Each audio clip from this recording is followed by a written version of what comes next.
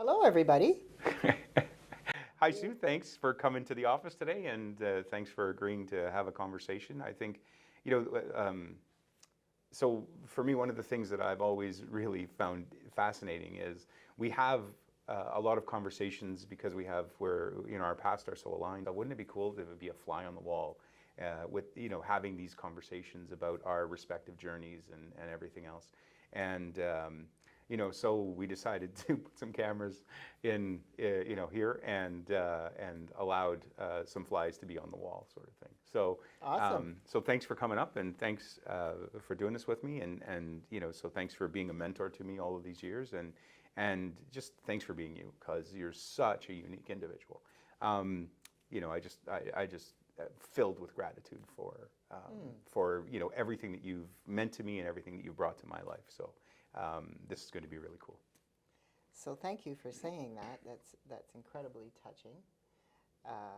Incredibly touching. And how much do I owe you? Yeah, we'll get to that later. It's fine. Okay, we'll get to that. I charge by the word, so it's going to be pretty expensive. Okay, well, that's all good. It's all about value. It's all Absolutely. about value and about impact.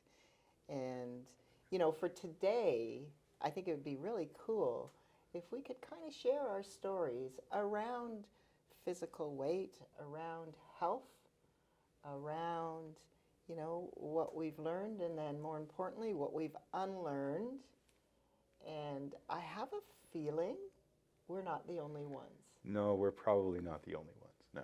It's a wild feeling, but Yeah, I'm glad you have the same one too. I do have a similar idea. Yeah, yeah.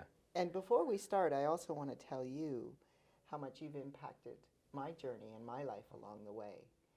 And, Kevin, I find you to be an incredible human being that is thoughtful enough to try and figure out why you do certain things, why people do certain things, and curious enough to want to find a different way, or a way that gives you the results you actually want intentionally rather than by default.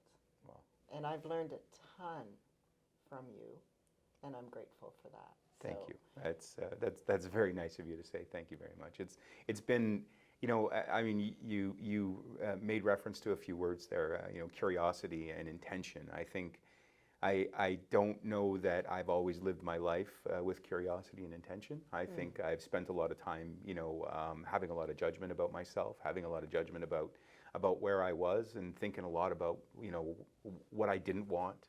And I think over the last few years, months, the last 15 months on this, especially on this weight loss journey, it's made me just realize how important intention is and what a powerful tool curiosity is. And honestly, that was through this journey that we sort of shared together. So it's kind of neat. Listen, do you want to start? Do you want to tell, just retell me your story a little bit, or would you like me to go ahead and do that? And my story has a few chapters. Yeah, yeah. Don't. A few chapters. Well, that's unique. Yeah, I know, that's totally unique. And I'll just give you a overview of my path around weight, and I'll start by saying it has been a goal of mine ever since I can remember to actually master my weight. And I know I can't control everything, but to actually be living in a body that feels comfortable, that feels healthy. I have mobility without limitations, and to just try and figure that out. I can't tell you how much time and concentration that I've put towards how do I figure this out.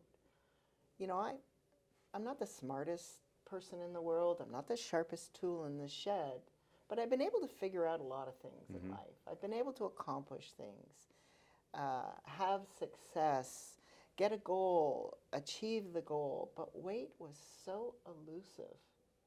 Yeah. And I can't tell you how many books I've read. I can't tell you how many documentaries I've seen. I can't tell you how many diets I've tried. I'd actually embarrass myself if I told you. And if I told you some of the crazy extremes I went to try and master this, one part of me says it would be embarrassing, but the other part would say, I think it just speaks to my commitment and determination to try and figure it out. Because honestly, there's a lot of people that I even know that don't have a weight issue, and it doesn't take up all this mental space. They figured it out. Why haven't I been able to figure it out? But determination will get you there. Mm-hmm. Curiosity will get you there. And I think I've come to a point where I've got some pretty solid pieces of that puzzle figured out for me. Right. And so, if I go back, I wasn't always heavy. When I was younger, I didn't necessarily have a weight issue, but I was always borderline. And they kind of call that chubby, maybe. Mm-hmm. I've been called chunky. I'm just somebody that carries a little bit more weight. And, we all have those acceptable thresholds. Mm-hmm. And I don't know what, I used to hate that BMI chart. Yeah. I hated that thing. Yeah. What's wrong with those people? They think I should weigh that little. I'd be a twig. All I'd be eating is a lettuce leaf. Like, come on. Yeah. So I spent years hating that, and then I realized, you know what? It's just a tool. Either accept it or not. But anyway, so fast forward, I got into my adult life, and life started happening, and I started to put on weight. And then I would go on a diet, and I would lose weight, and this cycle perpetuated itself. No, it didn't. I perpetuated this cycle for decades. And to the point where I had all different sizes of clothing in my closet. I can so relate. Just to, I knew what the inevitable was going to be. But, I did it so committed and with so much determination and force that I'm convinced I created a thyroid issue for myself. Right. And now I had proof why I was heavier than what, there's the BMI charts, and then there's acceptable charts, and then there's size of clothing. Yeah. Right? And so, at my heaviest, I was wearing a very snug size 22. Wow. And I'm going to tell you the truth. I'm 5'1". My driver's license doesn't say that. And if you ask me outside of this podcast, I'm going to lie to you, tell you I'm 5'2" or 5'3". But I'm 5'1". And a very snug size 22 put me in the neighborhood north of 250 pounds. And even I knew that was extreme. And so I lived an awful long time in shame about that. Mm-hmm.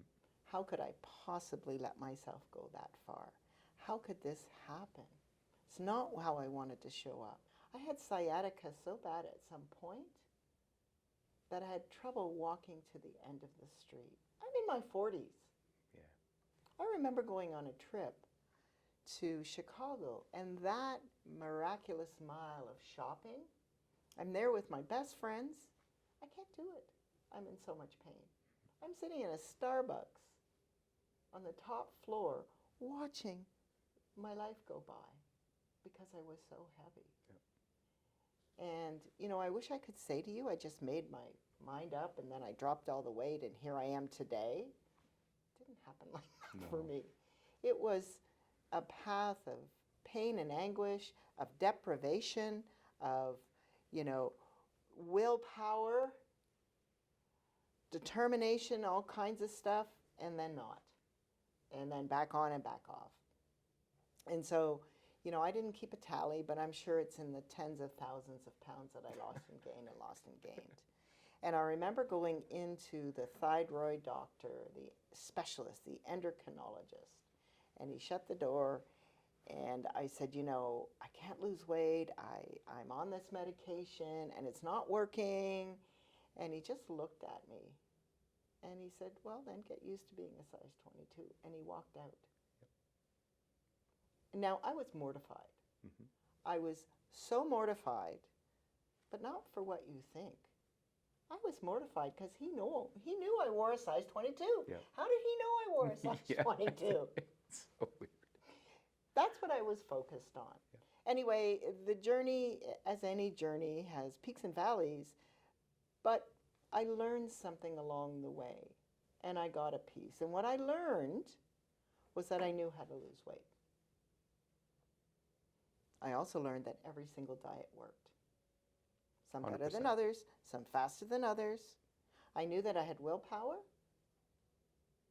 What I didn't like about all of them is they were all premised on deprivation, doing without. Mm-hmm. And I don't know about you, but I gain a lot of pleasure from food. It serves more purposes than just fueling me.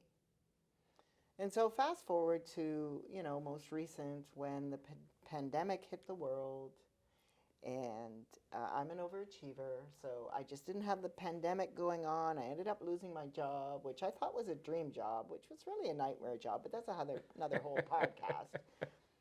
And the scale has never been my friend. No. I hated that little piece of metal, honest to God. It was my self-esteem. It was all kinds of things, Yeah. but it certainly wasn't telling me the story I wanted to hear. So I joke about it and say, I put on 10 or 15 COVID pounds, and then I put on another 10 or 15 losing my job pounds. And I had lost 100 pounds in that path. Since that day Mm-hmm. at the Starbucks in Chicago, I had lost 100 pounds, and now I'm starting to give some of it back. Yep. And I can't even tell you how much terror that represented for me. Absolute terror that I was going to go back to that place. Yeah. But I knew one thing. I knew that if I quit, I would go back to where I was. And when I was back there, I would have given everything to be where I was that day. Even 75 or 80 pounds less, not the 100. Yeah. So I knew that. Yeah. But it's interesting, right?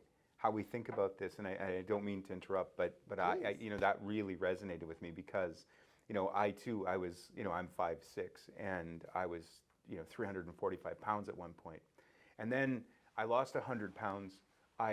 But then I would settle around 280 and stuff. And I would tell myself, well, at least I'm not 345, right? Yeah, I'm diabetic. Yeah, I'm sick. Yeah, I've got all this stuff. Yeah, I've got sciatica. Yeah, I need my knees replaced. Yeah, I need all that stuff. But I'm not 345. So, I mean, I just, it's so resonant that I remember that. I remember that so well, and how it became a badge, right? Well, at least I'm not my worst. It was never a question about what's my best. It was always, well, at least I'm not there. Well, yeah, and that's a really, really great point, Kevin, because I don't know about you, but a lot of people, they will set goals based on what they think they can achieve. Yeah. And in that, they're totally marginalizing themselves. 100%. Right? Rather than setting a goal of what we actually want and then figuring out the steps to get there. Yep. And honestly, truth be told, that's from a lifelong of disappointment. Yeah. Of wanting something and not quite getting there. So we kind of conditioned ourselves to do that. And so, I made myself a promise at that point. I said, you know what? I've got time on my hands now. And I've got a lot of experience. I'm going to promise that I'm going to figure this out. I knew how to lose weight, and I honestly knew that it was as simple as science. Yeah. I could tell myself a whole bunch of other stories, Mm-hmm. but it was simple as science. If I consumed less than what I needed, I would reduce weight. That simple. I'm going to say a dirty word, calories. Yep. I'm going to say another dirty word. They're not all created equal. Right. I knew all of that. Yep. But it was that simple. Okay, that's one thing. So I know how to lose weight, but that's only half the equation. Mm-hmm. The more important part of the equation is how do I keep it off? Right. And isn't that the secret, right? Isn't that the thing that everybody wants to do? I mean, listen, the world has created an entire diet industry. I mean, hundreds of billions of dollars are earned, by this diet and that diet and the South Beach diet and the keto diet and eat cabbage soup, don't eat cabbage soup, have apples, don't eat apples, like all of that stuff. And it's, a lot of it is really just designed to keep us on the wheel, right? It's just we're hamsters on the wheel, and especially people who struggle with this, because I don't know if this resonates with you, and I'm pretty sure it might, but like my weight defined me my entire life, right? I remember being in a doctor's office. My mother worked for a doctor, so I had some flexibility and stuff in the office. And I remember, being in his office waiting for him, and I'd go and I'd open my chart because I put it on the desk, and I was, I don't know, 11, 12 years old, and the one word that was recurring over and over again was obesity, and I'm like, what the hell does obesity mean? And then I went and I looked it up, and I was like, back then we didn't have Google and all of that stuff, but so I went to a dictionary at school, and I looked up what obesity was, and I'm like, well, why is that in my chart, and why is that defining me?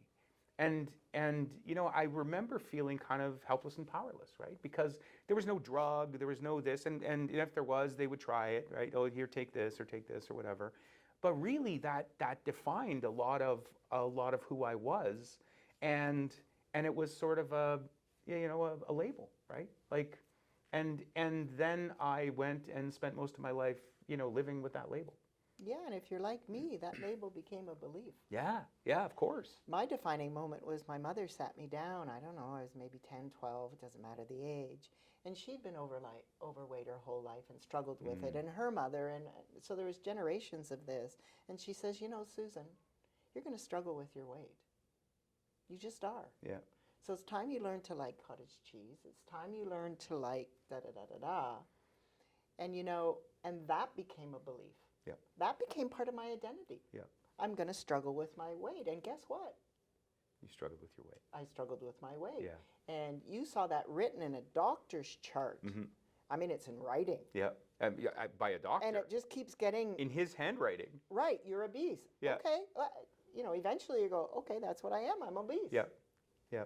And so, those beliefs are just thoughts that we keep telling ourselves. Yeah. We tell ourselves so often, now they become a belief. Yeah, absolutely. And we think a belief is rock solid. This is like a truth of the universe. Yeah. I'm here to tell you, struggling with my weight was actually always a choice. I didn't want to hear it. Mm-hmm. I still don't even like saying it. No. Right? And being obese is a choice. Now, in fairness to all of us, sometimes we don't have access. You were a young child. I was a young child.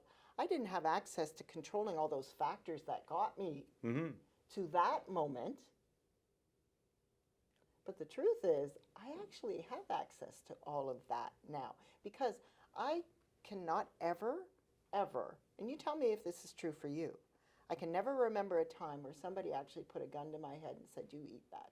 Well, nobody ever put a gun to my head, but one of the recurring themes, in my house, because I'm the youngest of 6 kids, and there's 7 years difference between me and my next sibling. So I was raised in a kind of an interesting way, is that, at one point there was 5 kids at home and not a lot of money in the house. And by the time I came along, there was a little more money, but I was sort of almost raised as an only child. So because there wasn't a lot of money, the habit was eat everything on your plate. Right? You have to finish your plate. These are things you have to do. There are places in Africa, there are people starving, right? And so on the one hand, I'm, being diagnosed as obese and not really fully understanding what that meant and stuff, because, a preteen mind and all. And then on the other hand, I'm told that these are habits, and whatever I put on your plate, you better eat. And so, what I have come to learn is that you're right, it's a choice. But really, a choice between what, right? So the diet industry tells us, well, take this pill, do this diet, have this exercise, do these things, or else it's not going to work. Well, okay, so you do those things, and then eventually you can't sustain, because it's all about deprivation. It's all about, well, if you want to be thin, you can't live. What? You can't finish the stuff on your plate, huh? Right? It goes against everything, every ounce of programming that we've received as children. And so, one of the things when you and I sort of started talking about this last April was, I think the first thing that really resonated with me was the idea that, listen, what we're talking about here has to be easy, right? And it can't be anything that's depriving you of something. Mm-hmm. And then I think the most important thing, and the thing that gave me the most solace, was it really wasn't my fault, right? Just the idea that what was happening was, or what that cycle was, what that hamster wheel created was, I just didn't know any better, right? I just didn't True. know, like I knew how to lose weight like you, I'm lost exactly the same. thousands of pounds, hundreds, definitely hundreds of pounds, I suspect thousands of pounds. I mean, I lost, my first 100 pounds that I lost, when I can remember, was I lost 100 pounds in 13 weeks. So it wasn't a matter of me not knowing how to lose weight. I knew how to lose weight.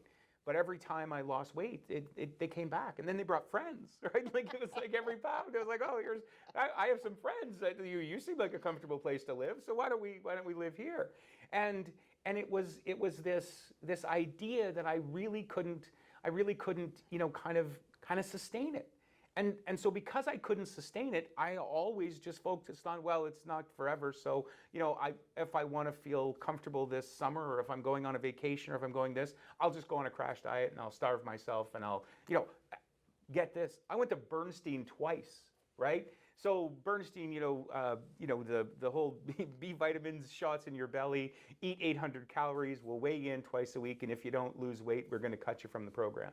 Well, like you, I'm an overachiever as well. So I'm like, oh, you're not cutting me from no program. Nobody fires 800 me. calories. I'll eat 300 calories and show you, right? What's the most weight anybody's ever lost in a week? Because that's what I want to talk about, right? But then the part that I didn't really fully understand was that, when you lose the record number of weight, then you gain that back, and you gain more, and you gain more. And it's sort of it's this perpetualness that that just causes frustration. And then I would beat myself up about it, right? You're not worthy. You're not good enough. You're not capable. I mean, yeah, you could have all of this success in business, and like, and I think this is very similar to you. I mean, you were an executive vice president to a major lender, a major bank in Canada. You had such an amazing career. And everything that you did well, and I know because, we were sort of, we were tangentially sort of associated through all of those years. And I found the same sort of thing. I was like, everything I touched, turned to gold except that, right? Right. And it frustrated me because I couldn't get my head around it. I'm like, how can I be this, able and this successful and this, and I hate to use the term, but smart, and not be able to get my head around this idea that I can't sustain this weight loss. Right. Right? Right. And in that, there's so many valuable things you just said there. And, the thing we started with is something I want everybody to keep remembering, and that's curiosity. Yeah. And in this curiosity, I realized what I had done was I had turned my beliefs into facts. Right. And that's a slippery slope. Mm-hmm. And that kept me stuck. Yeah. It's not my fault. And I agree with you, Kevin. We are programmed Yep. from birth on how to eat. And we're not really taught how to manage our weight at all. No. And there's millions and billions of dollars for the food industry to make for us not to get that message and not know how to do that, because they're going to tell us what we can eat. And what they're going to tell us is what's going to support their pocketbook and keep us eating more of it. That 6 meal a day thing. Yeah. Yeah. That was brilliant Yeah. marketing. Yeah. Not only are they going to buy my food 3 times, they're going to buy it 6 times. And I'm going to convince them they'll lose weight by Yep. eating more. Yep. Right? And then let's do the breakfast part. Yep. Breakfast being the most important meal of the day. Yep. When I started reading and researching and realizing that was so that the food industry could sell more bacon and eggs, create that as a breakfast, and then, oh God, the gold mine of cereal, Well. and make it the most important meal of the day. Yep. And honestly, I used to wake up not hungry. Right. But, oh, there's something wrong with me. Right. I got to eat that because it'll start my metabolism. My God, it's insanity when I think about it Yeah. now. But I took a belief and I made it a fact. Right. And the curiosity, when I revisited it back last year, was, okay, I wonder if that's not actually true. Right. I wonder if I just eat when I'm hungry. I wonder what that will do. Yeah. So that curiosity really opened a door, and also realizing that I am not in control of a lot of things. I'm not. No. But I am in control of what I put in my mouth. Irrespective of my programming, I am in control of that. But can I control it? I don't like the word control, because control leads to portion sizes, reducing, deprivation. Can't have, because I'm going to control my urges, control all of that. So can I change that C word into another C word? Choice. Right. Okay, so I'm curious, so I'm going to challenge my beliefs, because really they're just thoughts. And then I'm going to challenge the choices that I thought were the right ones, and let's see if I can recalibrate all of this. And in that curiosity, I started to experiment. And in that experimentation, I kept the basic principle. Kitchen table logic, something your grandmother, Right. grandfather, some wise old person with a lot of snow on the roof Yeah. would say. And they would say, eat less than what you burn and you will lose weight. So if I kept that in mind, what could happen? And so that basically was the foundation of what I created. Yeah. I call it the plan. It's hidden in plain sight. It Yeah. always was hidden in plain Yeah. sight. Always. You know, it's so fascinating that that you boil it down to this basic. So my experience with that is really kind of interesting. So I have my youngest son, stepson, but son. I mean, he's my son. And so he decided a few years ago to become a personal trainer. And so he he also decided to talk me into turning our shed into a gym. And you know, and because we turned our shed into a gym, then he thought it was a good idea for him to become a personal trainer. And so we were talking, we were just, you know, sitting there just shooting the breeze one day, just in the living room, you know, having a conversation. And he sort of said to me, sort of matter-of-factly, it was such a neat thing, because we were talking about weight loss and, you know, struggling with weight and all of that stuff. Because he's a very science-related kind of guy, right? So he's the technician of anything that goes wrong technologically in our house. You know, anything that breaks down, we're like, where's Justin? Like, you know, let's get Justin on the phone. So anyway, he was sort of, you know, in the living room, we were having this discussion, and he's like, oh no, that's just simple. That's thermodynamics. And I'm like, what? It's what now? He's like, well, thermodynamics. And I said, what the hell is thermodynamics? And he said, well, if you just burn more calories than you consume, you'll lose weight. If you consume more calories than you burn, you gain weight. It's pretty simple. And I thought, you know, coming from a 20-year-old who, you know, doesn't struggle from his weight, right? Like at all, has never, right? But just the idea that it was such a common sense thing, I'm like, well, if it's so simple, how the hell come you know, like I've run companies. I've run $400 million companies when I was in my 20s, for God's sakes. How do I not know this? And it was just really interesting. And then when you and I, you know, sort of started discussing this last April over lunch, you know, that was the thing that was a seed that he planted in my head, right? And then when we started to discuss it, I was like, oh yeah, that's just thermodynamics. Like I knew, like I was, you know, some sort of a genius or something. But it was like literally it was just a revelation to me, right? Because of its simplicity. And I thought, wait a second, so if really it's all about just consuming fewer calories than you burn, then that seems easy. And then the question I had to sort of ask myself is, well, why the hell have I not been doing that? Right? Again, curiosity. Right. You start applying, rather than judgment, you're such an idiot for eating this. You know, I ate this 4,000 calorie meal and oh my God, that's so awful. So now it really doesn't matter. I'm just going to have the 6,000 calorie dessert too, because why not, right? In for a penny, in for a pound. That's how it works, right? And when I started to think about it in its purest form, because I think that that's the secret to everything, right? There's this small t truth that we tell ourselves, the story that goes on in our head, But there's like the big T truth, right? And thermodynamics was a big T truth, right? And then when we talked to Adam, after like subsequent, like down the path, Dr. Adam? Dr. Adam, right? The weight loss surgeon who, who has become part of our group and part of our conversation and stuff. He was like, oh yeah, it's thermodynamics. And I'm like, okay, so a 20-year-old had to teach me this because he took a weightlifting course. And here's this, accomplished surgeon that we've met, and like it's common knowledge to them, right? I'm like, well, okay, so there's something to this. Yeah, that is an actual fact. Yeah. We are science as Yeah. humans, but there's another actual fact. We're actually quite complicated Right. when it comes Right. to our makeup. Right. And, when I came upon that kitchen table common sense, I thought, okay, well, I knew that. And I'm sure if we stopped 10 people on the street Yep. and said, blah, they go, yeah, I know that. Yeah. However, it's not quite that simple. No, it really isn't. Applying it is not that simple. right. So the premise is simple, but it's the application where Yeah. the magic is. Yeah.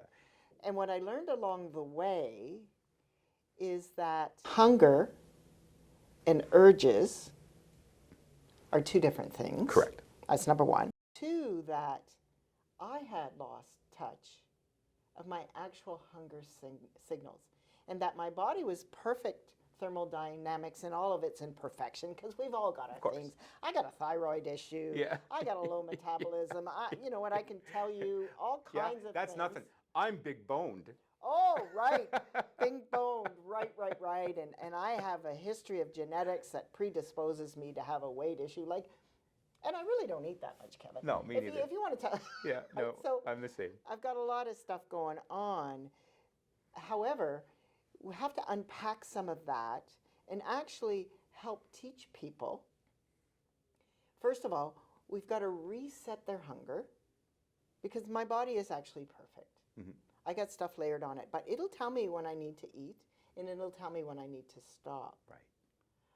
But there are other things that come into effect, things like hormones, things like insulin.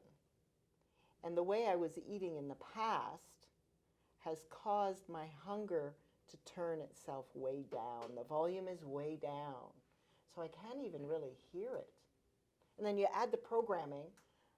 My goal was to be full, Right. because that was the goal. Are you full? Yeah. Wasn't that the question And you when we were better growing have up? another meal, because we're not going to eat for probably 4 or 5 hours. Yep. And hunger's the enemy. Yep.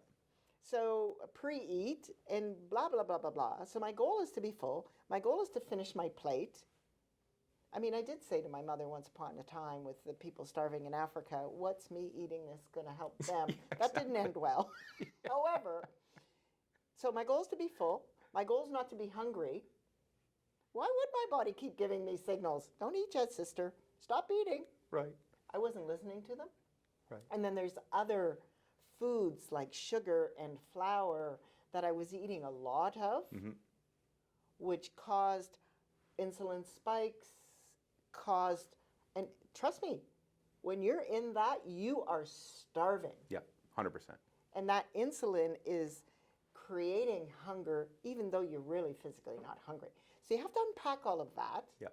And there's certain beliefs, there's also certain behaviors, and there's a certain way of eating that'll kind of help you. Now, we're all talking about the diet part, Mhm. the weight loss part. Yep. I was also committed to make this sustainable. There you because go. honestly, I am to here with the yo-yo. I am actually sick of it, to the point where for years I'd actually given up. Yep. I just accepted that obese diagnosis. Yep. And the overweight predisposition. Okay, that's just my lot in life. I am now going to have to love my body Yep. in all Yep. of its Yep. glory. Yep. And I think there's some truth to that too.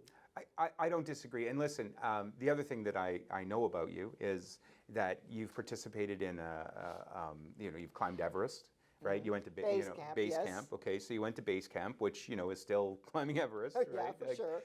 And you hiked Machu Picchu. You've been involved in the bike ride between Toronto and St. Catharines. You've run, I think, a half marathon. Two of them. Two of them. There you go. So two half marathons, and you did that, all when you were, north of 55, Yeah. or north of 50 for sure. North of 60. North of 60. Congratulations. That, honestly, that's incredible, right?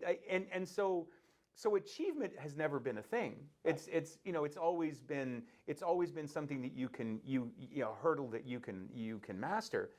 But one of the things that sort of comes up for me, and especially when I think about your accomplishments and stuff, is could you imagine what's possible if you never had to worry about your body?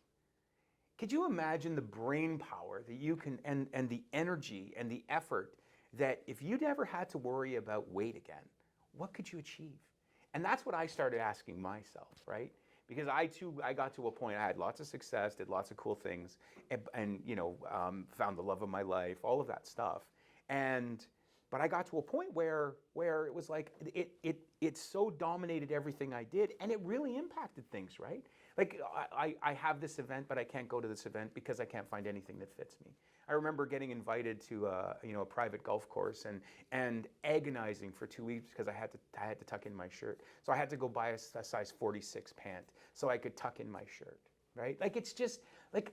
And then I thought, what if you never had to worry about that again? If I could just get my head around that. So share your thoughts on that idea. Well, it's totally liberating. Yeah. When you get to that point. And, I often think about that. I often think about, for my whole life, I wanted to be thin. That was the elusive thing I was chasing forever. And I settled for almost thin or not fat, like all of those different varieties I settled for. And now I realized, well into my 60s, that it is absolutely possible for me to be thin. And a lot of the different milestones or weight barriers or whatever you want to call it were what I thought I could get to and sustain. But it boils right down to, I knew I would have to manage my hunger or my urges to be able to get lower. And I didn't think I could. Right. I didn't think that was in my control. So, I mentioned 250, north of 250 at my highest. Well, when I started this journey in COVID, in the pandemic, I got back up to the low 180s. And I thought to myself, goodness, if I could get down to 160, I was in a size 12, I could get back in, I could move better, all of that, I'd be so happy. Yeah. And that's probably the lowest I could get to. And when I was at Weight Watchers, I love Weight Watchers, it helped me so much, the support. I'm not a diet beater or of any kind. Yep. That was my goal weight. If I looked at the charts, it was probably 132 maybe.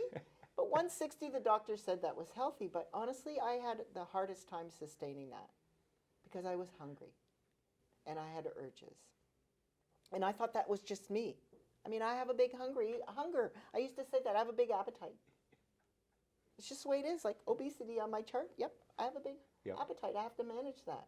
I didn't realize that I had it pear-shaped.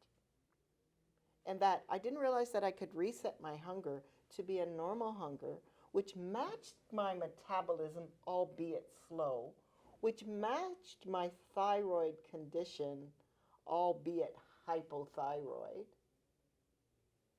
by resetting my hunger. And when I did that, then the urges and hunger adjusted. And I'm here to tell you, I was below that 160 without even thinking about it. And I'm now in the low 140s. And it's sustainable. And it's not hard. Because my body's working with me. Yeah. It's no longer working against me. Right.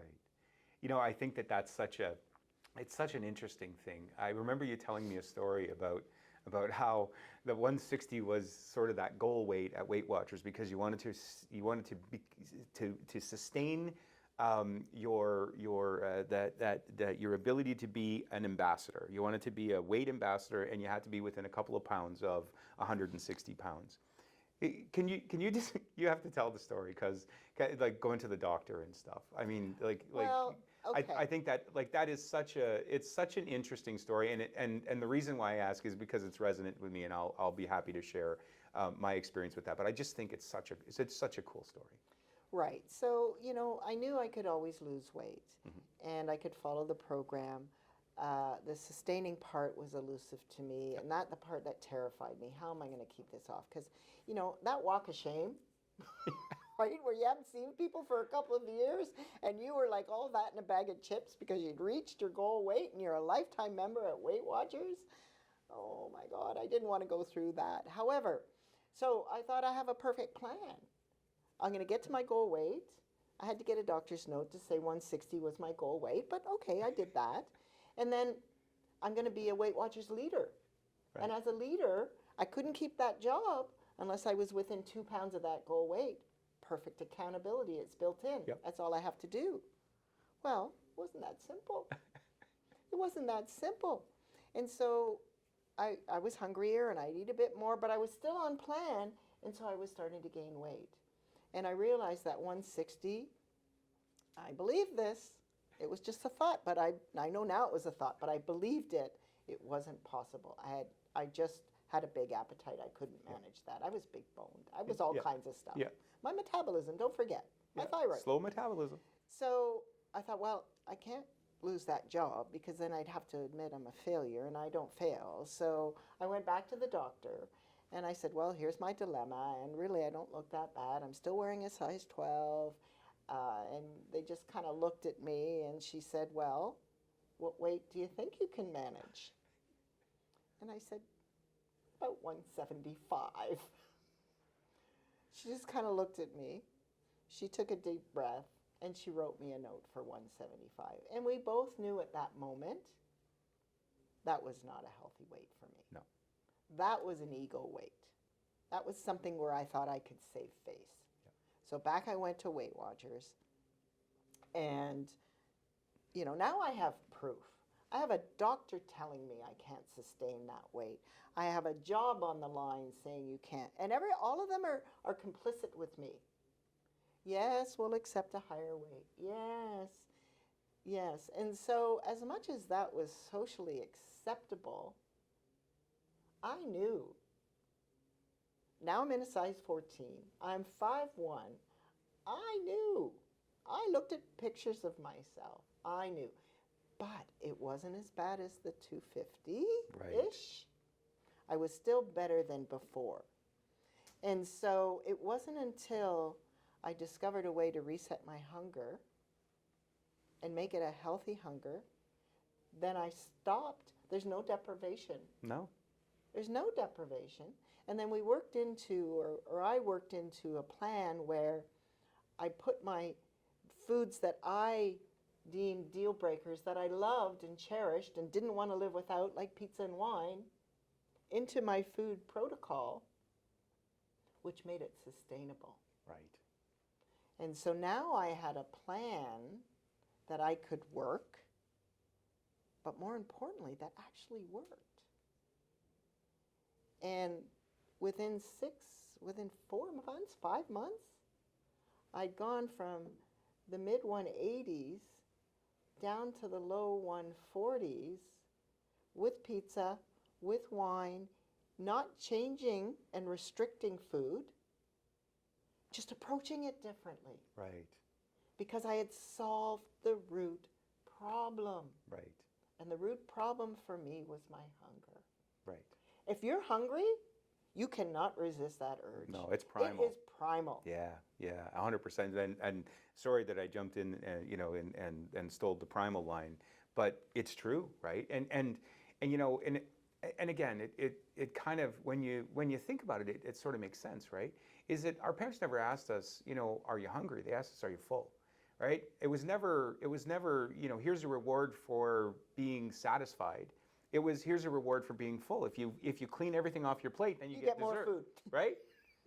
So, I mean, and listen, God bless them. It's not like they were doing anything, but they didn't know, right? They didn't know. They didn't have the answers because they didn't even know what the questions were, right? Like I'm going to steal your line here, but they really didn't know what they didn't know, right? And They were and teaching what they were taught. 100%, right? And so, so here we find ourselves and we fast forward, and I completely resonate with the whole hunger idea and everything else because, I'll talk a little bit about my journey and how it's similar. But I went through a bit of a time, like a lull, let's call it a lull in my life, where what I realized was all of those goals in that life that I had sort of fashioned when I was in my early 20s, late teens, I was really living, right? I kind of had the flexibility to do what I wanted to do, and like I wasn't financially secure or anything, but still I could live whatever life I wanted. The whole financial security thing, that's a whole other piece, that's another podcast as well. But what I sort of learned and what I sort of the conclusion I came to is I find myself a little lost, right? I had transitioned. I had a business and I shut it down. I had a business with a partner and I shut it down because it wasn't serving me, it wasn't working for me. And then I started another business with another partner. I found out all the things that I didn't want to do. I didn't want to run the day-to-day operations. And I really believed that we could change the industry, but in order to change the industry, we had to have fewer of me in the industry, and we had to have more of her in the industry, right? It had to be a female-run and a female-inspired and built in a female image. And I had the perfect partner. She was so good, in fact, that when she approached me and said, "Hey, what about partnering with me?" I said, the conditions are this. We stay agent focused and we make sure that we really are agent focused, which she believed in 100%. And the second thing was I can't have anything to do with it. I said, I don't want to know. Like literally, I don't want to know, right? I will give you full autonomy. I'll be your partner. I'll give you whatever I can. I'll do whatever I can. But I don't have a lot right now. But everything you have is yours.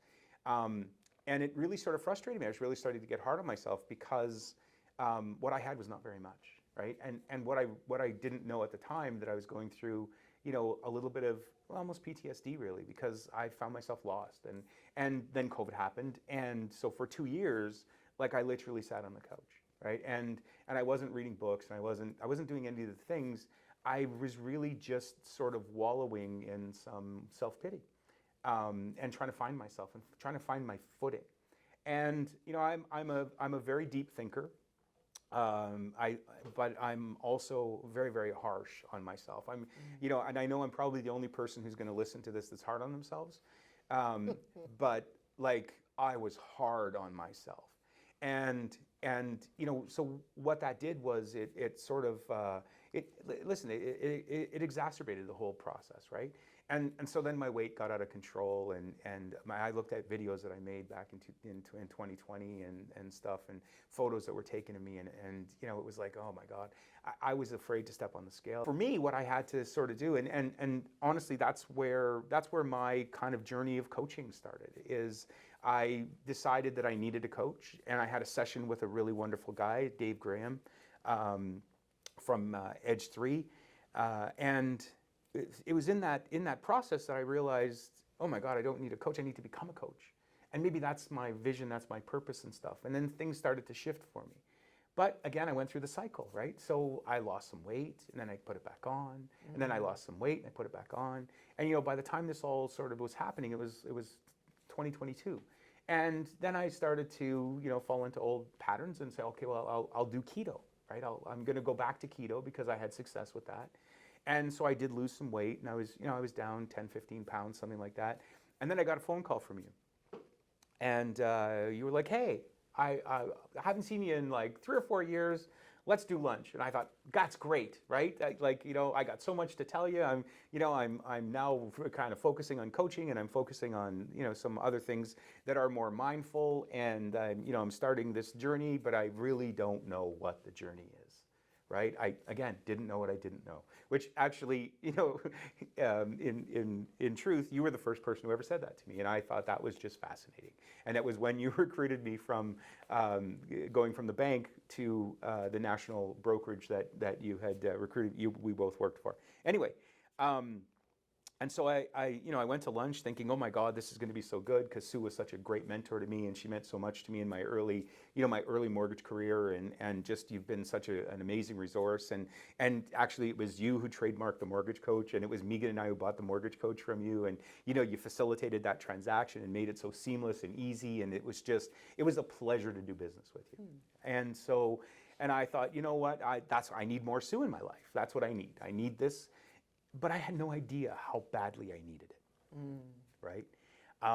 So we had lunch, and I remember sitting in that booth at the restaurant there in Newmarket, and you had this little yellow file folder with you, and you were like, "Hey, we were almost done lunch and stuff, and you were telling me about all the things and losing your job and sort of stuff and the spot that you were at, and you handed me that file folder and you said, take a look at this. And so, I started to read through it, and the first thing that it said was, this is going to be easy. No, it said it was going to be simple.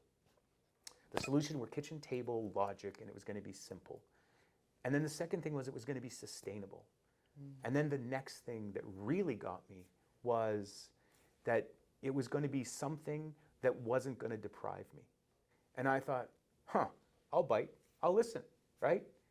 And so then we started to talk about it, and I think that, you've done a lot of science research and stuff. I was in a coaching space at the time, and so I started to think about it in terms of the mental side of it and what it meant. And then I started to get curious and start asking questions, which I had asked for a long time, but I'd asked the wrong types of questions. The questions I was asking was, what's wrong with you? But the question I needed to ask is, what's missing, right? What am I missing? What don't you know? What don't I know, right? And when I started to ask what was missing, then it all sort of clicked into place. And I think I lost 40 pounds in the next 6 or 8 weeks. And then, of course, I got my wife on track, because she, her weight climbed with COVID. She put on, 20 or 30 pounds and stuff. And truth be told, we weren't in a great place, right? Like my relationship with her, sort of leading up to that, sort of late 2021, it was one of the reasons why I needed to go to, find a coach, or I needed something. It was a reason that propelled me into coach training, is because I was a lousy partner, right? I wasn't showing up for my business partner the way I wanted to. I wasn't showing up for my wife, the love of my life, the way I wanted to, right? I remember having a conversation with her in late 2021, and I said, so, how would you characterize our relationship? And she said, well, we're kind of roommates. And I'm like, man, every time. It was so hard to hear, but it was hard because it was true, right?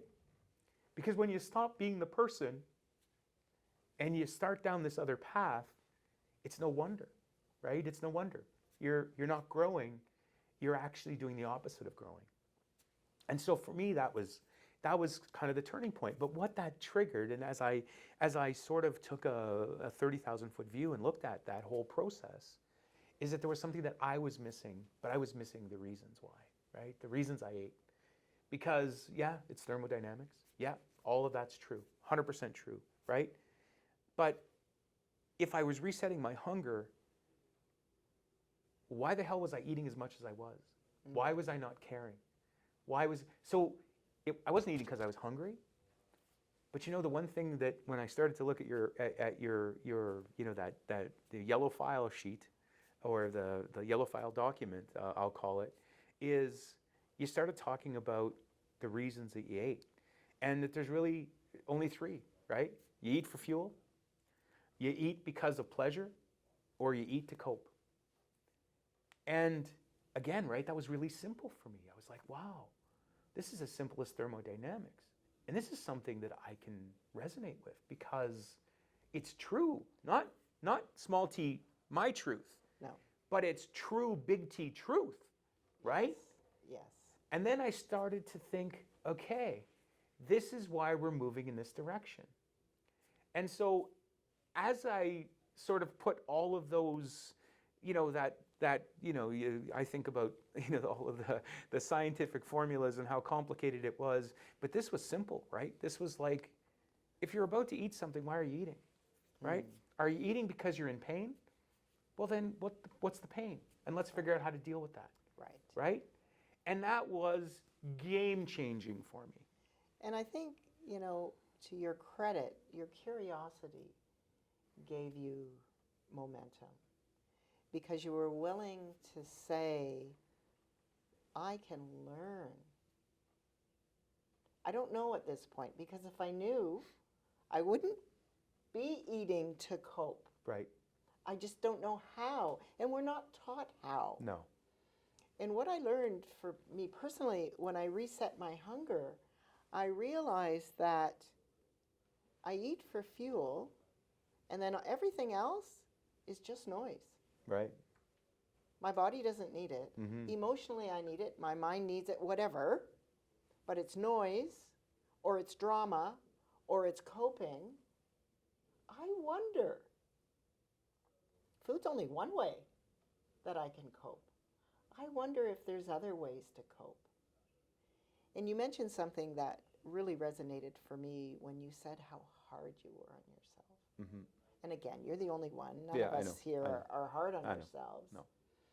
But I think when it comes to our weight, we are both hard and easy on ourselves. Yep. We vacillate between those extremes, and we say, how did I let myself get this far?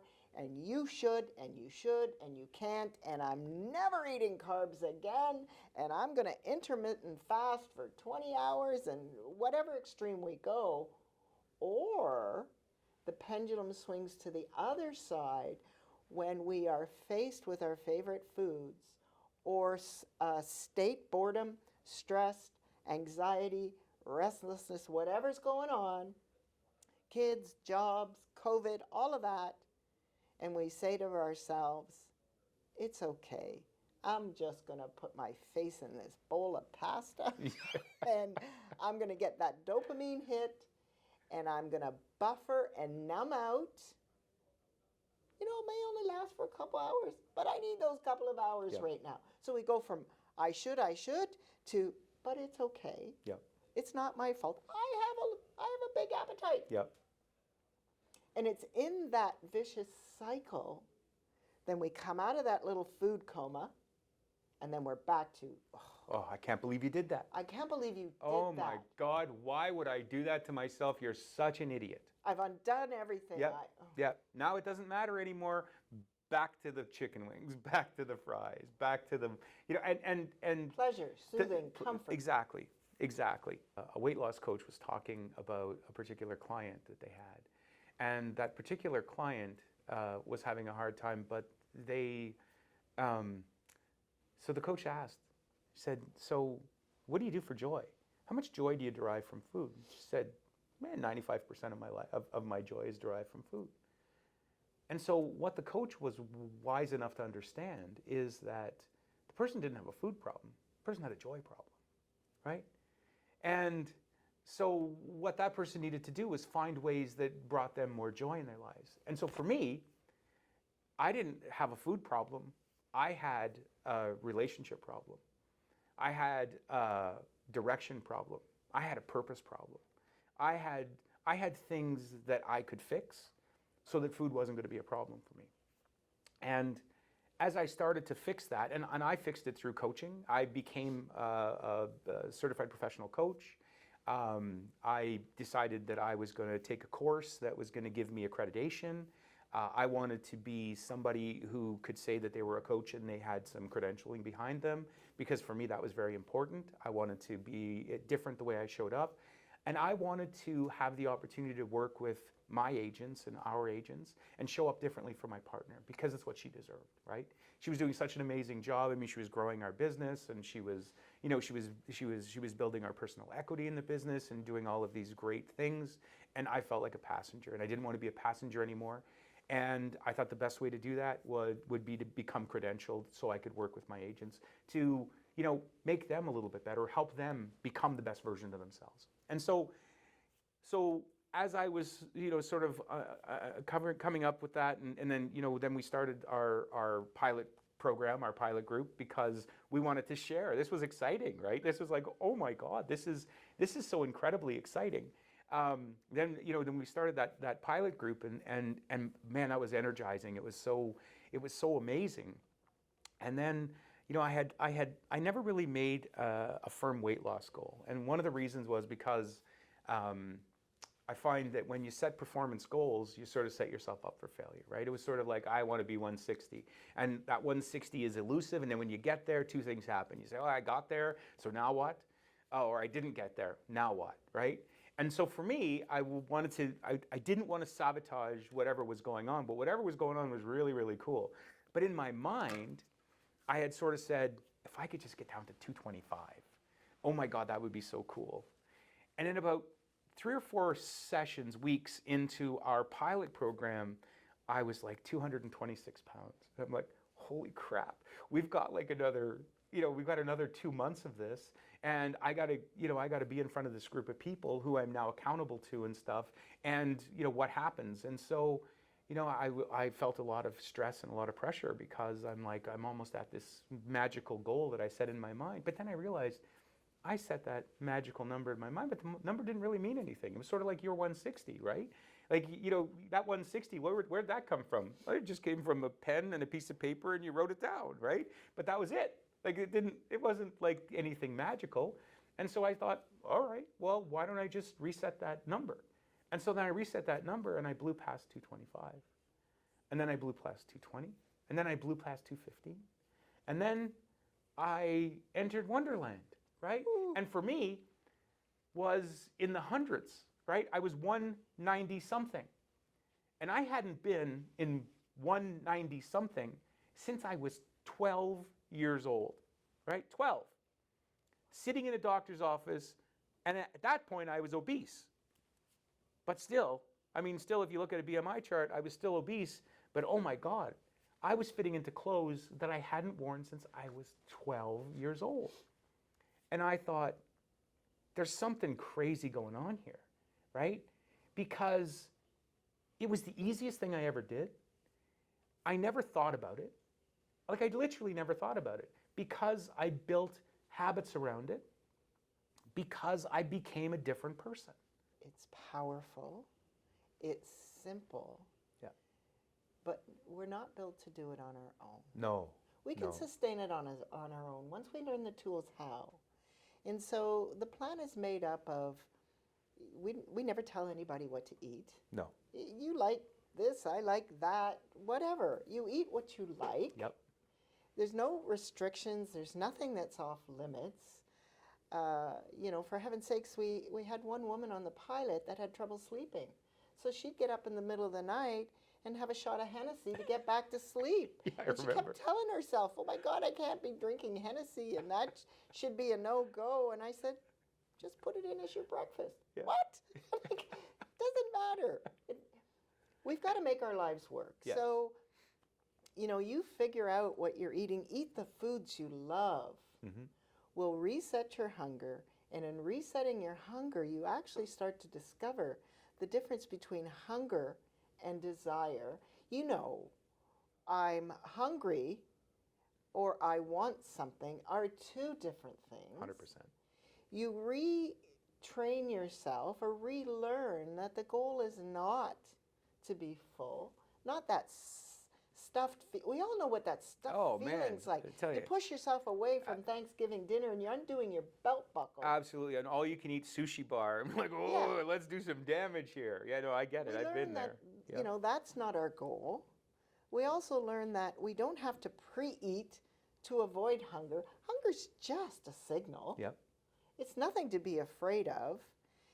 And then what's left is the noise and the coping and the reason why we overeat. We don't do it for no good reason. We have really good reasons. Absolutely we do. And that's where the coaching comes in. Yeah. And that's where the support comes in. And it's personal. The reasons you overeat are similar but different than the reasons I overeat and the next person's overeating. And so that personalized coaching will teach you, help you learn what works for you so that Right. you can sustain this. And once you figure out that maybe you don't have an overeating problem, you have an underfeeling or an underjoy or an underdoing, then you can create different ways to serve that goal. And once you realize that, you start to develop confidence in yourself. Right. Because now you're not breaking your promises. And when you get confidence, you actually get self-esteem. Yeah. And when you have self-esteem and confidence, you have momentum and you have a new belief. And that new belief is, yes, I can conquer this. Yeah. Yes, I can be a healthy, sustainable weight without deprivation, without hunger, and without self-loathing, without this willpower. Yep. I'm only eating protein for the rest of my life. And you actually can walk into who you're meant to be. That's who you're meant to be. That's who I'm meant to be. You know, it's so interesting that you say that, because for me, that was one of the things. So a couple of things that I want to say about the group and the group dynamic and everything. It was such a safe space. You know, we create a safe space where nobody's perfect, and because, you know, why is nobody perfect? Because perfection doesn't exist, right? It just doesn't. It just doesn't. And It actually gets in the way. it gets in the way. 100% it gets in the way, because it's this, you know, we strive for this perfection and we get there, then we strive for more perfection and more perfection. But what I learned was, well, that's mastery, right? That's not perfection. It's not chasing, you know, chasing that diamond ring, or chasing that whatever that term is. But I learned this from you, that perfectionism gets in the way of greatness. 100%. Totally does. Absolutely, because, you know, so many people think that failure is the opposite of success, and it's not. Failure is the pathway to success, That's how right? we learn. You got to find out what didn't work, and then you just change, and all you have to do is find out what does work. And how do you get there? Is you embrace it, right? I remember the first time that we got on, you know, the first call, and when we shared our stories and stuff, and then we created that space, and we were, you know, we sort of laid our lives out there, right? I think the one thing that you and I both have is I think we have a PhD in vulnerability, and I don't think, you know, I don't think that we're afraid anymore of who we are, because we are who we are. And when we created that environment and people started to share their ideas, you could watch how the stress evaporated from them, right? And it was so interesting to just watch the group dynamic and how everybody supported each other. And then, you know, that crazy text chain that we started, you know, with when, you know, somebody wanted to text and say, because, you know, one of the principles that we sort of incorporate is that you should try to drink 2 liters of water. I mean, not you should try to, it's bad language, but the idea is to drink 2 liters of water within 5 hours of waking up, just to get things, you know, to get things moving and stuff. And, you know, everybody was saying, well, I can't do it. And then the next thing you know, somebody texts, got my water in. And then the competitiveness sort of kicked in, and I got my water, and and I remember Joanne, my wife, you know, being on the program, and the first couple of days, she's like, oh shit, so-and-so got their water, and I wasn't the first one. It's only 9 o'clock. It's only 9 o'clock, and then it became a competition and stuff, and it was so much fun, and it was such an an empowering environment of people, of like-minded people who all had different problems. We had people who needed to lose 100 pounds, and we had people who needed to lose or wanted to lose 10 pounds, and, you know, merely didn't need to lose any weight, but it was just for, you know, for reasons. And I think it was so cool that everybody sort of shared their ideas, and we learned so much from those people. And what I realized is they're just people. They're just like me. And, you know, one of the foundation principles that, you know, I sort of learned through coaching was that everybody we meet is our teacher and our student, right? And all of those people became my students, and they became my teacher. And I thought that was just, it was so compelling for me to sort of think in those terms. And when we did our exit interviews and stuff like that, and we started talking about water, and every single person to a person who said, I can't, water, I'll never drink 2 liters of water, I'll never, that's not going to happen. We asked them and said, what's the top thing? And it was either the water or, it was always in the Keeping top track 2, or right? something. It was like all the things that they couldn't do, it was all in the top 2, and it was all things that they would do for the rest of their lives. I think it's so interesting that of the people who were of the 12 people who were on the pilot program, the average person lost, I think, 18 pounds.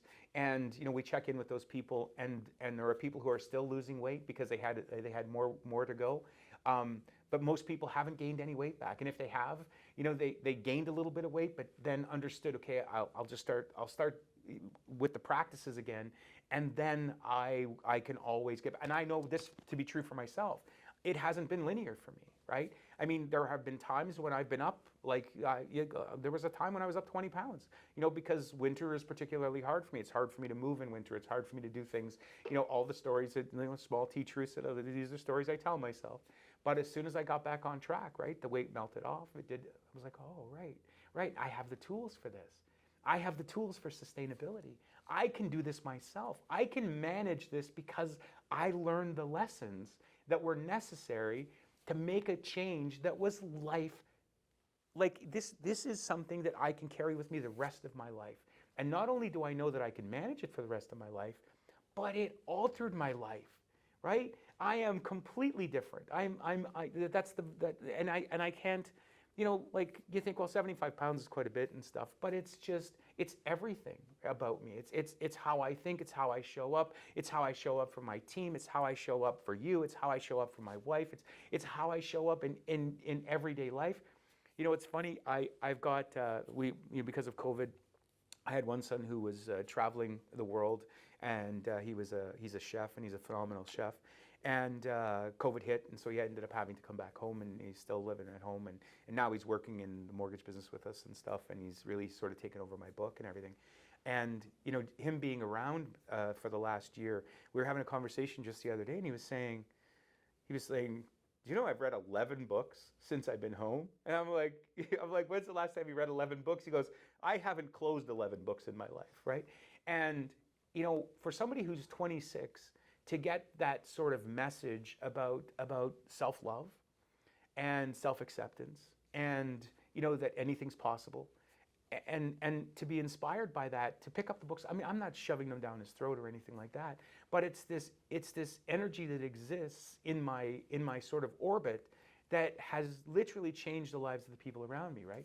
Like Joe's, she's lost 30 pounds, and this morning she's like, I'm within 0.2 of my lowest, and it lights her up and stuff, and weight used to be a thing that she would it was always a struggle, right? And not that she was obese or anything like that, but she didn't feel good in her clothes. But now to see the change in her, and the change in the way and the confidence that she has, and the way that she shows up every day, it's so inspiring. It's so unbelievable that I just, it's so crazy. You always say, well, I wish you'd get passionate about something. But when something is this transformational that happens to you, and at 55, right?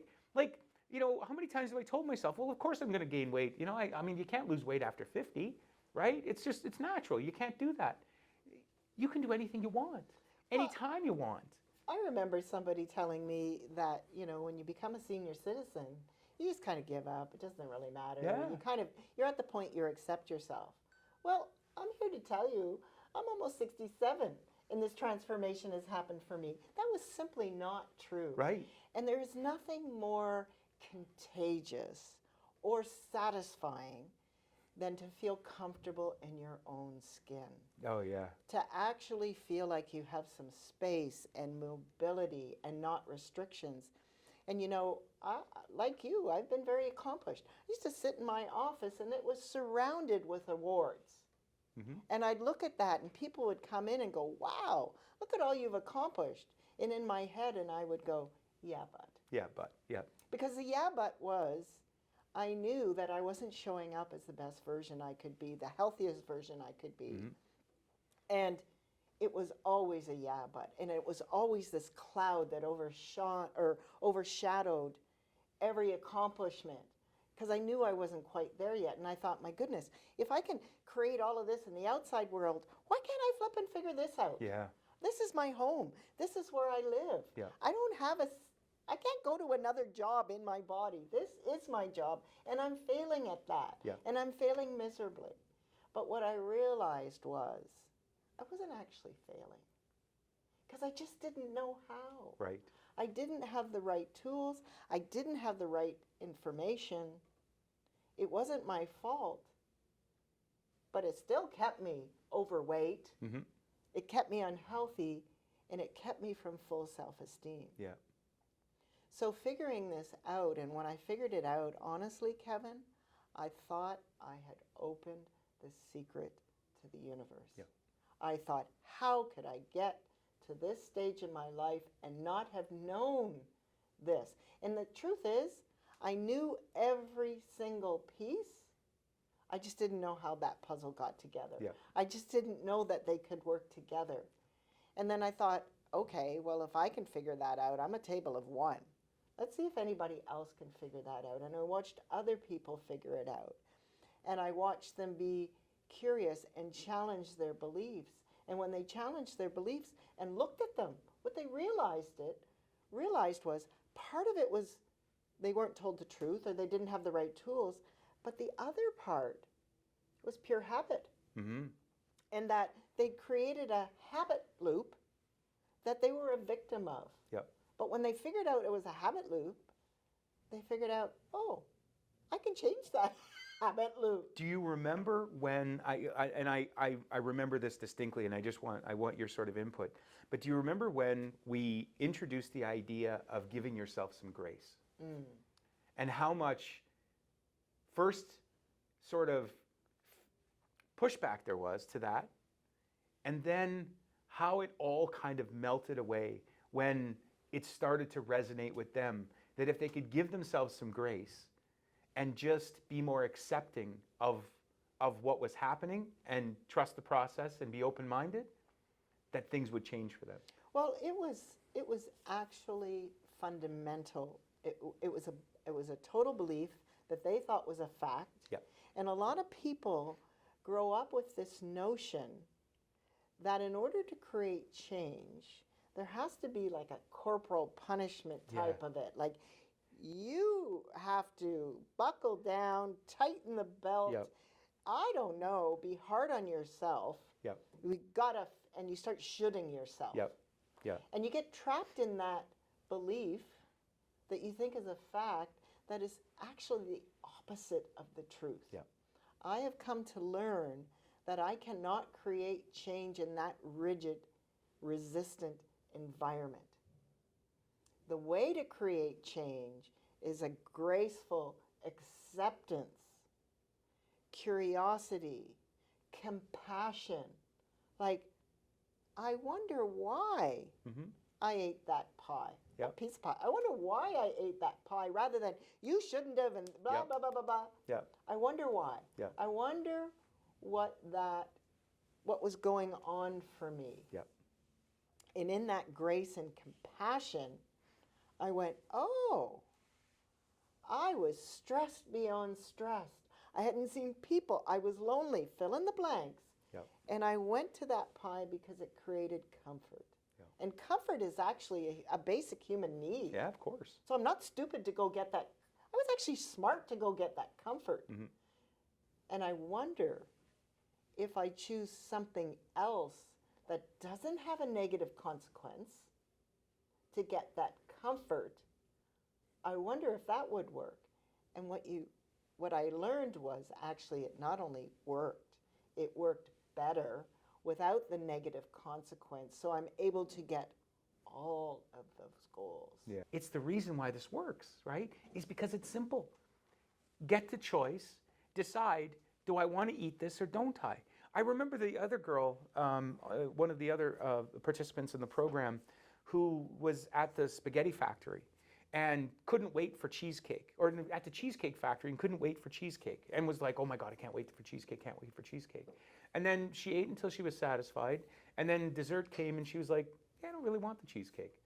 And it was like a light bulb went on for her, right? It was like, oh my God. And that's what choice feels like, right? And it's like it's so simplistic, it's so simple, but it's so compelling and profound that when we do things from choice, there's comfort in that, right? But when we do things because it's habit, oh, I want to eat this and I'm going to shove it down my throat and then I'm going to beat myself up. Listen, if you want cheesecake, go eat the goddamn cheesecake, right? Like, who cares? Just understand that you're doing it because you want to. And then maybe you want a bite, maybe you want 2 bites, and maybe you want 6 pieces. And if that's how you're feeling, then just agree, that's how I'm feeling and that's what I'm going to do, and then I'm not going to beat myself up over it. But when you bring yourself to choice and you become aware of what you're doing, oh my God, it changes everything, right? Yes, and you understand why you're doing it. Yes. Right? So for, that woman who was in the Cheesecake Factory, she had fueled her body. She was satisfied. Yeah. And she was faced now with an aware choice. Yes. Whereas before, she would have said to herself, well, I have no choice. I'm going to eat the cheesecake. The cheesecake is so compelling. The reward, that dopamine reward from that cheesecake is like an orgasm. Yep. But now she knows that, yeah, that's probably true. She'll get that big of a sugar high and a hit from it. Yep. But attached to it is a consequence. Right. And a consequence is not punitive. Nope. It is not favorable. It just is. It just is. Right? It's science. It's not good or bad. It just is. And so now that you've got awareness, and part of the awareness is knowing that the way most of us were programmed around food is false. Yes. It's false. It's not true. Being hard on yourself and that pure resistance and willpower will create more desire, and desire gets confused with hunger, becomes a primal urge, and we've all had that feeling where we felt, I don't even know, but I was not in control. No. I had to eat that. Yeah. Well, think about the old conditioning. I mean, let's take that situation, right? If we apply the old conditioning to it, she would have been sitting there with a full plate of food, saying, and I think she was in the U.S., so you know that there was a full plate of food because portion size is not a U.S. problem. So she would have said, okay, and the only way I can have the cheesecake is I have to eat everything on my plate because that's the way I'm conditioned. So I'm going to eat everything on my plate, and then I'm going to reward that with eating cheesecake, and then you're going to sit there and feel gross for the rest of the day, thinking, why the hell did I do that to myself? And then so the cycle repeats, right? And so the negative self-talk, Exactly. better. You did this again. Yeah. I'm disappointed. And What's wrong with you? yes, in essence, it's true. You're out of integrity Yes. because you wanted something. You didn't want the negative consequence. And so you're out of integrity. But the part is you didn't have the awareness to know what points you were in control of. Right. Because honestly, when you are, like if anybody's been addicted to anything, whether it be cocaine or porn or sugar, when you're addicted to something, there is a point where you feel powerless. Yep. And that's when you're in. Yep. But there's a point before that when you are in full choice. Sometimes we're not conscious of those choices. Right. But awareness will wreck your denial 100% of the time. Yes, ma'am. It'll totally wreck your denial. So if you start with the awareness that cheesecake is likely going to mean more cheesecake, which is likely going to mean weight gain, which will definitely mean that's not what my goal is, but pleasure still is. Got to have pleasure. So you have to understand all of that. Or maybe coping, maybe I'm stressed beyond or restless. So you've got all of this awareness. Now you've got complete choice to say, yep, I can eat that cheesecake. Is there something else I can do that will give me the same hit or pleasure or relief I need and not have the negative impact? So now you think, well, maybe I'll have a bite of that cheesecake, get that feeling, see what it feels. Maybe it'll be 3 bites, but it won't be the whole cheesecake. Right. Or maybe it'll be, you know what, I know I'm stressed. Yeah. Or I know I've got an issue that I need to resolve with somebody, and eating this cheesecake isn't going to make it any better. No, exactly. So I'm going to make whatever choices I make. And then at the end of the day, you understand that you are a human being. And here's the other beautiful part about this plan is you don't have to be perfect. No. If you are 60, 75, whatever percent, drinking your water, being within your own food protocol, remember, we don't give you a food protocol, you will be successful. Yes. You will lose weight and you will keep it off. Yes. I can tell you 100% that I have not been perfect in the last 12 months. I'm shocked. And I have lost 70 pounds. And I have managed to keep it off. I've managed to rekindle relationships that were important to me. I've managed to reinvent myself in a completely new self-image. I've managed to climb mountains and hike jungles. This is so strange. It's so cool. It is. Because that's who I decided to become, right? No sciatica. I've cured diabetes for myself. I've cured hypertension. I don't take anti-anxiety medications. I don't take antidepressants.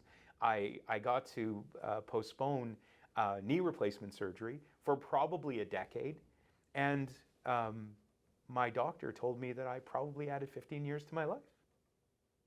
What's that worth? Well, if that's not a positive consequence, I don't know what Right. is. And it's all possible. And I know so many people have told themselves, it's not possible for me. I can't lose weight, or I can't keep it off, or I don't eat that much, or my metabolism's slow. And honestly, it's not true. No, small t And I true. get why you go there, Mhm. because we only have so many failures and so much tolerance for disappointment. And finally, we just have to go, okay, I can't keep going in that hamster wheel and giving up on myself and failing time and time again. I'll just accept the way it is. Yep. And you don't have to. No. And the truth about it all is you just don't know how yet. Right. And once you have the right information and you have better programming, then you'll make better choices. And when you make better choices, you get better results. And when you get better results, you start to feel better about yourself. Absolutely. You're fully aligned, you're energized, Right. and you want to share it with somebody else. Yep. But then you have another problem. Well, this is life, right? Yeah, of course. And that is that we need to change our mind about our image. Because I'm here to tell you, you're not that fat guy anymore. No, I'm not. I am not that short, husky woman. Yep. I do not have that barrier that will be in my way. Mhm. And so what I had to do was change my image. Mhm. And that can be a bit scary. It is scary. And there's a process, and we teach you how to do that now. So we teach you, okay, you were that then. That's part of your history. It's actually a really great part, because in all of those bad choices or mistakes or failures, whatever you want to call it, was the learning to teach you the right path, not the right path, but a different path that got you closer to where you wanted to be. And so we can actually teach you now, how do you shift that identity? And I've gone from, an overweight woman who can still overachieve. Yep. I climbed Everest base camp, 50 pounds heavier than I am right now, but I still did it. Yep. To somebody who is lighter, and I don't have that baggage anymore, and can actually impact and help empower other people to step into a better version of themselves. And so I'm changing my identity now, thinking that at 65 I should be retiring, to, well, F that. I'm going to rewire, not retire. Absolutely. And I'm going to step in and take an even bigger space up and impact and influence other people, and actually take them out of the barriers and confines that we've put on ourselves, and say, who do you want to be? What is the best version of you? Given your age, given all of these other things, what do you want to do? Mm-hmm. And for me, it's I want to have a bigger impact. I want to be more in service. I want to be an example of what is possible at any age. Yeah. Yeah, it's so interesting that you say that, because for me, I think about, this next phase of my life, and I've really just started to sort of fashion what that's going to look like, right? What that's going to be like financially, what it's going to be like professionally, what it's going to be like, and the thing that I keep coming back to over and over again is that if I could help just one person, have the feeling that I have, the feeling of transformation, the feeling of, oh my God, if I can accomplish this, what else could I accomplish? If I never had to think about this again, and I've put this in the file where it belongs, what is my potential? And if I could just help one person sort of get to that reality and add 15 years to their life, or help them, or show them a way that they could add 15 years to their lives and reinvent the relationship they have with the person that they love the most. And if I could just help one person, then it's all worth it to me. It's that journey is I remember at coaching, one of the processes that we went through was, what has this program meant to you? And I went into that thinking, I want to help other people. I want to, this is all about other people. It's all about, because I too come from a place of service, right? And it was all about other people and everything else. And then I got really honest with myself. And when it was my turn to speak, and speak to a group of 50 people, and I was like, honestly, for what this has done for me, what it's done for me personally, what this whole process, and for me, the process included the work that we did on the plan, because that all happened simultaneously, and one thing wouldn't have happened without the other, and like for me personally, just because of the depths that I had to go to and all of that stuff, and the discovery that I had to make, and I needed the tools, and of course I had your support, and I had your coaching, and all of that is that's what represents coaching for me. But when I was thinking about that whole process, I was like,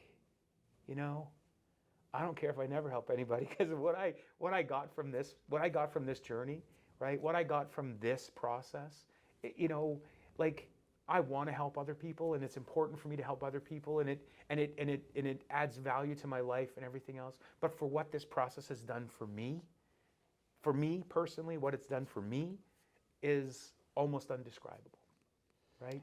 And I think for all of us as humans in this world, to get to a point not just of self-acceptance, but actual self-love, Yeah, and self-actualization. yeah, yeah. To be the best version you can be. And I know tomorrow there's more, and I know the next days there's more, and I have total choice of what I step into, what I don't step into.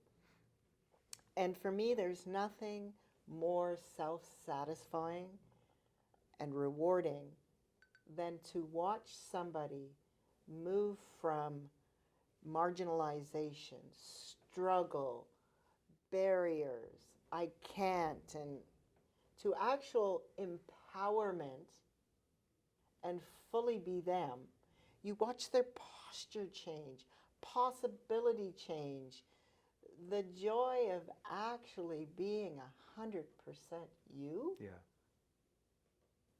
Is the coolest thing ever. Yeah. And that's why I wanted to share this with you. Yeah. And that's why I want to share it with everybody. Yeah. It's been, honestly, from our lunch in April, somebody who had just lost their job and was really processing that, but that didn't get you down, right? That wasn't the thing that defined you. And one of the things that we talked about is that like you said earlier, you had your dream job that really was a nightmare. So it was a dream, but it was a different type of dream, and you didn't really see it that way. And I remember that. And the fact is, it was the best thing that happened, right? It was, and that's the truest form that. And I remember being walked out of a job, that I was making a couple $100,000 a year and all of that stuff, and in my late 20s I got walked out of the place, and I thought that, oh my God, that's the worst thing that ever happened. But really, I look back and it was the best thing that ever happened, right? Well- So if I were to believe that failure is the opposite of success, I would have beat myself up over and over again. If you were to believe that failure was the opposite of success, you would have, but that's not what you did, right? You reinvented yourself into, like, so if I'd have asked you, let's be honest, if I'd have contacted you in March of last year and said, Sue, in 12 months, you're going to fit into a size 6. And you're going to not believe it to the point where you're going to go from store to store to store trying on different size 6s to try to convince yourself that this is not possible and that you're going to be in the low 140s. What would you have told me? Have another drink. Yeah, Kevin, have another drink. exactly, right? And so when we don't start with thinking about the limited possibilities that we have, but we just let it unfold. We just say, I don't know, I'm just going to do the best I can today, and I'm going to take another step, and then whatever comes up and whatever obstacles, I'm going to figure out a way past it, and if it's a failure, I'm going to learn from it, and I'm going to move forward. That's what mastery is, right? And that's how you master your weight, is you accept that as your reality. We have the tools to show people how to do it. We have the experience. We create the environment. That's what the plan is. It's exactly what it is. And I call that the best, worst day of my life. Yeah. The best, worst day of my Yeah. life. And, if anybody knows me, they know I'm extremely passionate. Yeah. I'm passionate. I collect people. I'm passionate about people, about relationships, about stepping up and being the best I can be. And that's why I took losing my job so hard. Yeah. Because I'm so passionate. Yeah. You don't get a little bit of me. No. No, you get all I got. Yeah. You get it all. Yeah. So I'm that passionate about that. And, so it had a big impact. And what it also did was, because I'm so passionate, nobody can take my passion from me. No. You can say, you're fired. You can say, I don't want to be married to you anymore. But you can never take my passion. Yeah.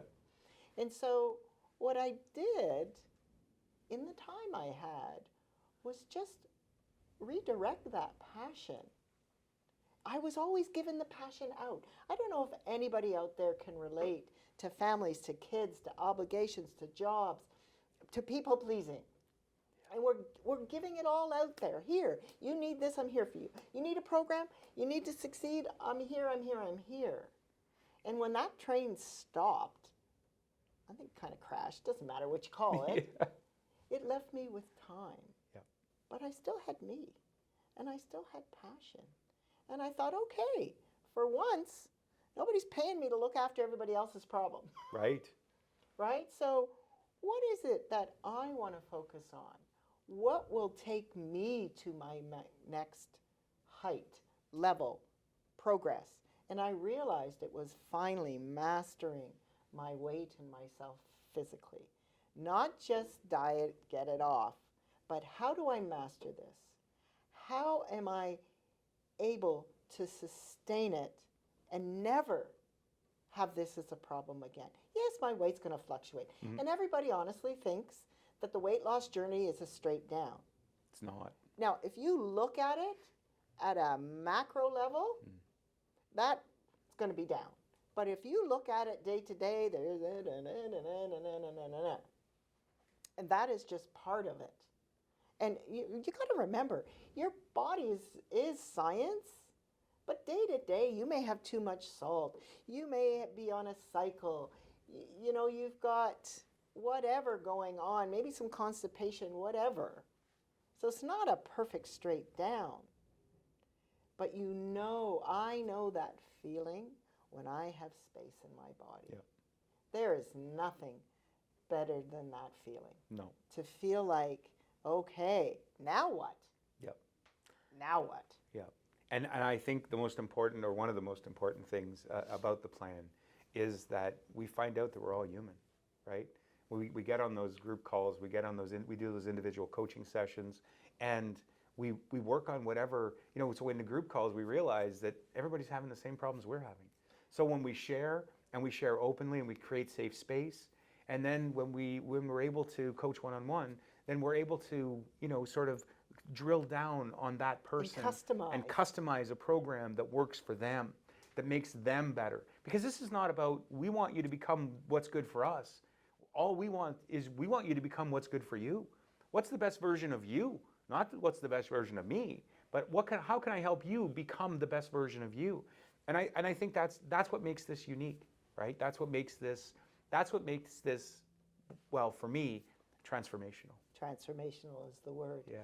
And, you know, I know for a lot of people that have been overweight for a long time, like me, we live in our heads a lot. Yeah. And we're telling ourselves a lot of things about what's wrong with us and what we need to change and blah, blah, blah, blah, blah. And we focus on that. And honestly, what we teach people in this new approach is to not do that. Because the question we're always asking is why? Mm-hmm. Why?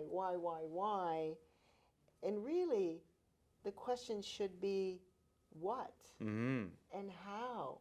What did I learn from that? Because I'm not a stupid person. Most people are not stupid people. No. So what am I doing? What can I learn from this? And how can I still get my goals met?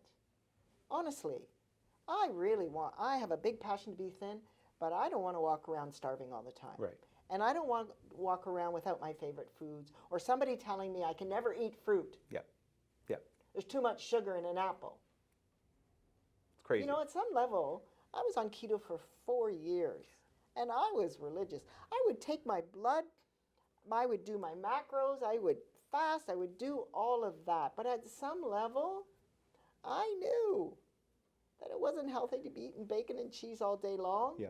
And it was bad to eat an apple or an orange. Like Yeah. I kind of knew that wasn't right. Yeah. Yeah. Yeah. I couldn't agree with you more. And for me, that's, I mean, you know, the keto is the greatest new sensation and stuff. And there's a lot of things that work, and there's a lot of reasons why, right? For sure. Because, you know, one of the things, you know, when I watched Serial Killer, which was a movie by James Noakes, or I think, I don't remember his first name, but Noakes is his last name. You know, where they talked about the food industry and how the food industry fuels the pharmaceutical industry, and, you know, one plays off the other. You know, well, you can eat whatever you want because there's always a pill for that, and we can fix it. You know, but nothing is really nothing's healthy, right? Nothing's mindful. This is a mindful approach that takes common sense, kitchen table logic, things that you know, right? Thermodynamics. The idea of thermodynamics, and it synthesizes it into how to do it. Not just that this is true, but how to make it your truth. And I think that that's really effective. And it accepts some things that are human. Imperfection. Yes, that you don't have to be perfect. That you're going to eat for joy, and you should eat for joy. And you're not always going to make the healthiest choice. Yeah.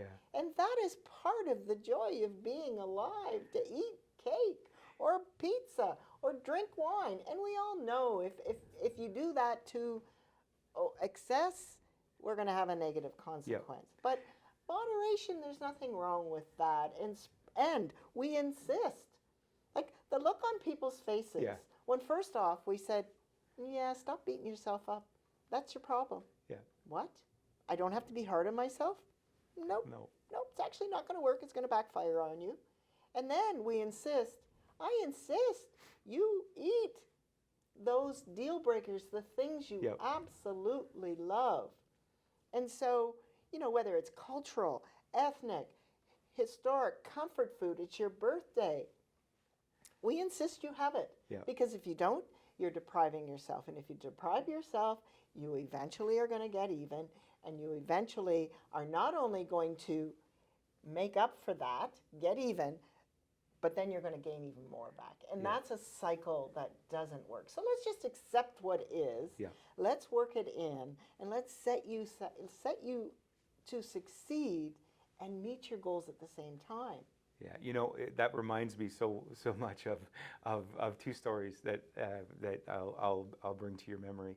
I remember, you know, one of the fellas in the program, in our pilot program, you know, he'd get on the call on Monday and he's like, so how was your week? You know, it was a particularly difficult week because, you know, I had 2 barbecues back to back, and then I had a birthday party, and then I wanted to go to lunch with my son on the weekend, and so we ate out, and, you know, we had Korean barbecue, and it was really good, and it was so tasty and everything else, and, you know, all of that stuff. And And so how's your weight? Well, I'm down 2 pounds. And I'm like, it was so comical, right? It's like, so hang on a second. So you're living your life, you're moving on, it's 2 pounds of like 14 that you've already lost, and all you're saying is that I enjoy the hell out of my life, right? And to me, that's just, it's so defining, right? That is the essence of That's sustainable. That's the plan, right? So you live life and you still manage to lose weight because you employed the principles that we talk about every day. And I just think that's what this is, right? That's what this is about. And then there is another fellow on a call, and this was so powerful. And he comes on the call and he says, I gained 3 pounds last week. Yeah. And I've never been more excited. Yeah. And everybody's going, what? What? Because I thought the goal was perfection. I thought the goal was, Yeah. it's black and white. And he says, here's what I learned about myself. I learned that if I don't plan, I get over hungry and then I overeat. And I learned that that was all choice and preventable. And I know what to do different. Where do you get that? Absolutely. But that's human. That's human. That's the Yeah. way it goes.